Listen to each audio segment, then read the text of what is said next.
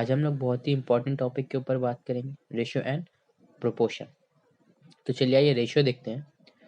तो ratio, how many times और division of another same quantity in comparison to a quantity is called ratio. तो किसी भी दो क्वांटिटी की कंपैरिजन को हम लोग क्या कहते हैं? रेशियो कहते हैं। तो हम रेशियो को इस तरह से समझ सकते हैं कि मान लीजिए आपके पास कोई भी दो चीज़ है, उस दो चीज़ को आप लोग आपस में तुलना कर रहे हैं, तो उस तुलना से जो निकल के आ रहा है उससे हम लोग क्या कहेंगे? रेशियो कहेंगे। तो मान लीजिए कि मेरे पास दो बॉक्स है, ठीक है। एक बॉक्स का लेंथ है 3 सेंटीमीटर और एक बॉक्स का लेंथ है 4 सेंटीमीटर। तो अगर हम बोले कि इसका रेशियो क्या हो गया, तो हम लोग क्या लिखेंगे? 3:4। तो इससे हम लोग को क्या पता चलता है?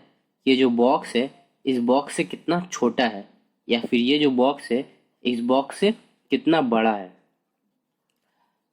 तो यही चीज हम लोग को क्या बताता है? रेशियो बताता है। तो समझ गए रेशियो क्या बोलते हैं?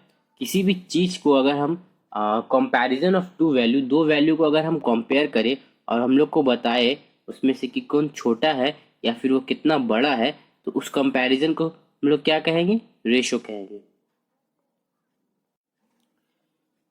तो नेक्स्ट पॉइंट क्या है? The comparison is generally in the division. तो कंपैरिजन जनरली किस में होता है? डिवीजन में होता है। Also we do not ratio using symbol. तो हम लोग ये सिंबल से रेशियो को डिनोट करते हैं, जिसे हम लोग इश्टू कहते हैं। आगे देखिए, two quantity can be compare only if they are in same unit. दो क्वांटिटी को हम लोग तभी कंपेयर कर सकते हैं एक दूसरे से जब वो सेम यूनिट में हो। तो हम लोग वही एग्जांपल लेंगे बॉक्स का। तो अगर इसका लेंथ मीटर में है तो इसका लेंथ भी मीटर में होना चाहिए, तभी ये एक दूसरे से कंपेयर होगा।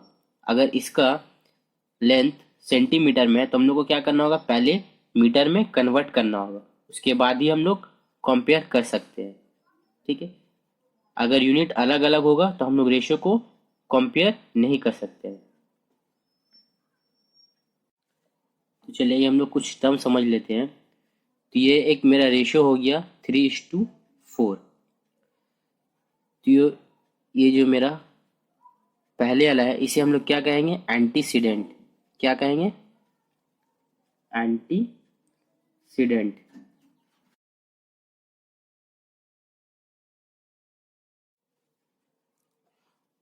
और इस दूसरे वाले को हम लोग क्या कहेंगे? कॉन्सिक्वेंट।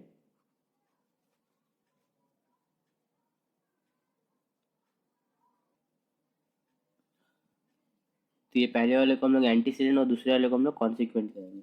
अब हम लोग देखेंगे टाइप्स ऑफ रेशियो। कितने टाइप्स के रेशियो होते हैं? तो टाइप्स ऑफ रेशियो में पहले क्या हो जाएगा मेरा? Ratio of equality. Ratio of equality. तो रेशियो ऑफ इक्वालिटी हम लोग किसे कहेंगे? जिसमें मेरा एंटीसीडेंट और कॉन्सिक्वेंट दोनों क्या हो? इक्वल हो। तो क्या होगा मेरा? एंटीसीडेंट एंड कॉन्सिक्वेंट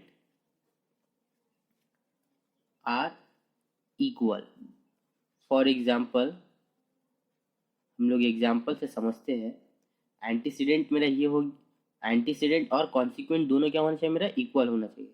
तो 1:1 या फिर 2:2, 3:3, 4:4, जिसमें एंटीसीडेंट और कॉन्सिक्वेंट किसी में भी अगर इक्वल हो तो उसे हम लोग क्या कहेंगे? Ratio of equality. अब हम लोग दूसरे टाइप में देखेंगे। तो दूसरा टाइप क्या है हम लोग का? Ratio of inequality. Ratio of inequality, जिसमें कॉन्सिक्वेंट और एंटीसीडेंट और कॉन्सिक्वेंट क्या होता है? अलग होता है। Antecedent and consequent are not equal. Antecedent और कॉन्सिक्वेंट क्या होगा, इक्वल नहीं होगा। फॉर एग्जाम्पल कुछ भी हो सकता है, 3:4, 4:8, 9:10, कुछ भी हो सकता है, ठीक है, जिसमें क्या हो, एंटीसीडेंट और कॉन्सिक्वेंट अलग अलग हो, उसे हम क्या कहेंगे, रेशियो ऑफ इनइक्वालिटी। अब देखिए रेशियो ऑफ इनइक्वालिटी में भी क्या आता है, 2 पॉइंट आता है। क्या आता है, रेशियो ऑफ ग्रेटर इनइक्वालिटी और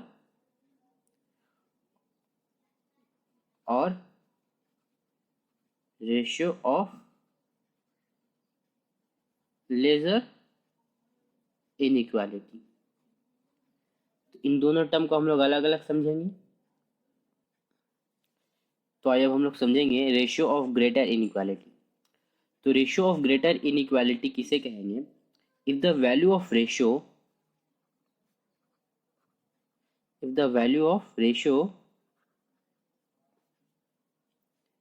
a by b greater than 1। तो वैल्यू ऑफ रेशियो, कोई भी रेशियो का वैल्यू अगर 1 से बड़ा हो तो उसे हम क्या कहेंगे, रेशियो ऑफ ग्रेटर इनइक्वालिटी। तो आइए इसे हम लोग समझते हैं एग्जाम्पल से। मान लीजिए मेरे पास एक रेशियो है 3/2, तो ये 1 से बड़ा है। जब हम इसे डिवाइड करेंगे तो ये 1 से बड़ा होगा कि नहीं, यही हमको देखना है। अगर ये 1 से बड़ा होगा तो ये रेशियो ऑफ ग्रेटर इनइक्वालिटी होगा। तो आइए हम लोग देखते हैं, 3/2, तो 2 1 जा 2, नीचे 1 आया कैरी, ये 2 1 जा 2। तो अगर हम लोग यहाँ पॉइंट लेंगे तो यहाँ 0 आएगा, 2 5 जा 10। तो 3 से अगर हम लोग 3 को अगर हम 2 से डिवाइड करेंगे तो मेरा क्या आएगा, 1.5 आएगा। तो ये क्या है, मेरा 1 से बड़ा है, तो क्या आ जाएगा मेरा, रेशियो ऑफ ग्रेटर इनइक्वालिटी। अब हम लोग आगे देखेंगे रेशियो ऑफ लेजर इनइक्वालिटी। आइए देखते हैं ratio of lesser inequality.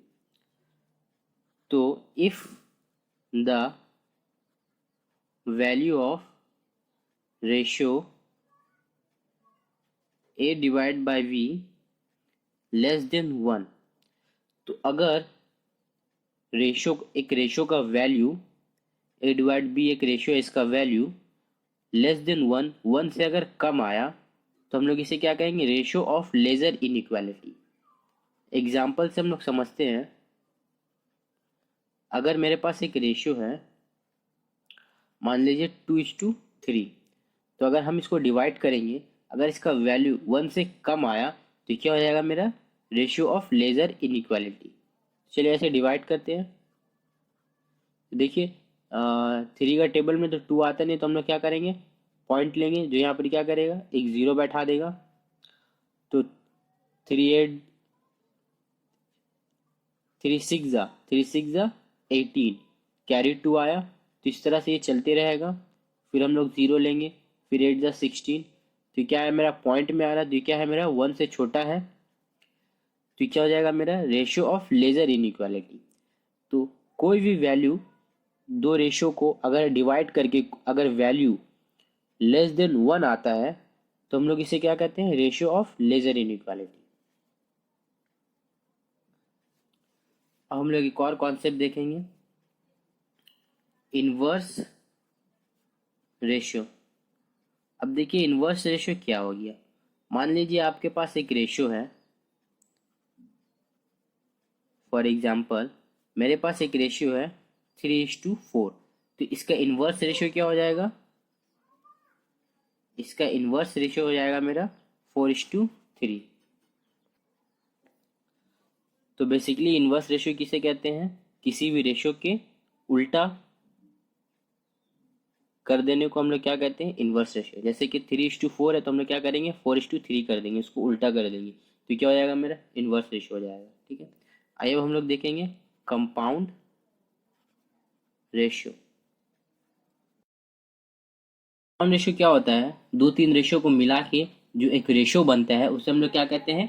Compound ratio कहते हैं। तो ये देखते हैं कैसे मिलके बनता है। तो मान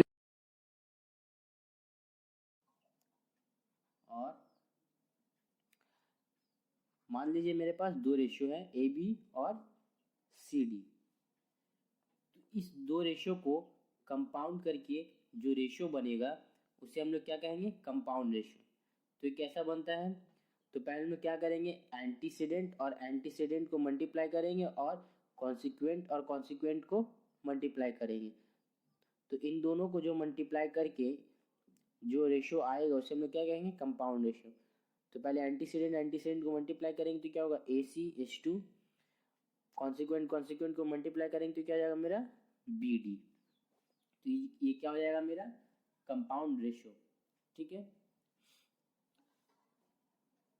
तो एग्जाम्पल से भी हम लोग एक नंबर वाला करके भी देख लेते हैं। फॉर एग्जाम्पल चलिए अब हम लोग तीन रेशियो का लेके करते हैं, 5:2, 4:3 एंड 1:2। तो हम लोग क्या करेंगे? पहले एंटीसीडेंट को मल्टीप्लाई करेंगे। तो मैं एंटीसीडेंट क्या हो गया? 5, 4 और 1। तो चलिए ये मल्टीप्लाई करते हैं। 5 × 4 × 1:2। मेरा कॉन्सिक्वेंट क्या हो गया? 2, 3, 2, 2, 3, 2। तो ये मेरा कंपाउंड रेशियो जो है इसका क्या निकल जाएगा? 5 4 = 20 2, 3 2 3 = 6, 6 2 = 12। तो ये देखिए मेरा क्या है? 12 और क्या है? 20 और 12 है। तो ये क्या हो गया? मेरा कंपाउंड रेशियो हो गया। ठीक है। तो देखिए कट रहा है तो इसको काटेंगे। तो 4 से कट रहा है 5 बार में और 12 कितने बार में? 3 बार में। तो क्या हो गया? मेरा ये कंपाउंड रेशियो निकला 5:3। आइए अब हम प्रोपोर्शन देखते हैं क्या बोल रहे हैं। A proportion is an equation in which two ratio are equal to each other. तो प्रोपोर्शन क्या है? एक इक्वेशन है जिसमें दो रेशियो जो है एक दूसरे का क्या है? इक्वल है। तो चलिए ये एग्जांपल से हम लोग समझते हैं। तो 2:3 तो क्या हो जाएगा? 2/3। ये क्या हो जाएगा? मेरा प्रोपोर्शन हो जाएगा।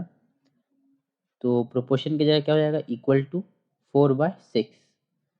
तो इसको हम लोग अब क्या कर सकते हैं? चलिए आपस में क्रॉस मल्टीप्लाई करेंगे। तो क्या हो जाएगा?